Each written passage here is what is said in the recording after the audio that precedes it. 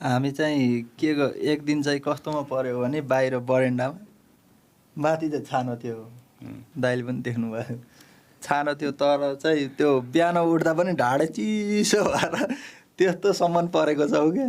अब सुत्ने ठाउँ छैन, राति भएको छ, अब कता सुत्ने भन्दा त्यो ढाड चिसो भएर त्यो ब्ल्याङ्केट र त्यो हुन्छ नि म्याट त्यस्तो ओछ्याएर त्यस्तोसम्म सङ्घर्षहरू गरेका छौँ। कुन ठाउँको कुरा यो दोर्दीमा।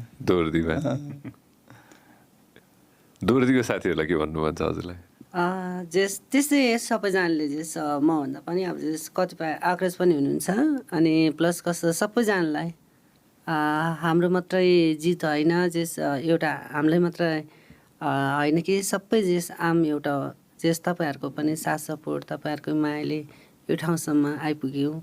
आज चाहिँ एकदमै खुसी लागेको छ। सबैजनालाई धन्यवाद, थ्याङ्क यू सो मच भन्न चाहन्छु। अरू त्यस्तै। हजुर दुईजना सँगै बसिरहेको बेलामा हुन्छ नि होइन, साँझको समय होला, बिहानको समय होला होइन, मनमा चाहिँ जहिले पनि खेलिरहन्थ्यो कि यो एउटा कागज मात्र नभन्नु होइन, समाजले र कानुनले पनि चाहिँ हामीलाई चाहिँ एक बनाइदियोस् भनेर यो जहिले पनि खेलिरहन्थ्यो। हजुर। अब दिन रात अब यसै अब सबैभन्दा दुःख चाहिँ हामीले उच्च पाटनमा पायौँ। अब एक हप्तापछि आउनु भन्नुहुन्छ, फेरि एक हप्ताभरि दिमागमा त्यही खेलिरहेको छ क्या, कहिले एक हप्ता होला र कहिले हामीले कानुनी मान्यता पाइएला भनेर। फेरि अर्को हप्ता गयो, फेरि त्यस्तै भन्नुहुन्छ। अनि त्यसरी हामीले दुःख सङ्घर्ष भोग्दै भोग्दै अब फेरि अनि अब कुन निकायमा जाने होला भनेर हामीले दाइसँग पनि सल्लाह गऱ्यौँ। अब सल्लाह गर्दै जाँदा चाहिँ अब फेरि लमजुङ जाने निर्णय भयो। लमजुङ जाने निर्णय भएपछि ओहो लमजुङमा के होला भने फेरि सोचहरू आउन थाल्यो।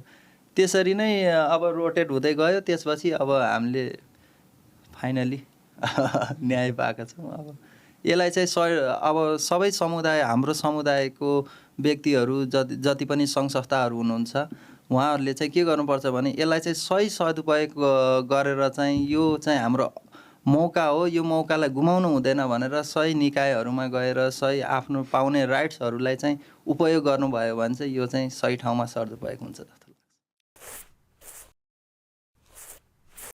Thank you very much for watching us on YouTube. Make sure that you also listen to us on Spotify.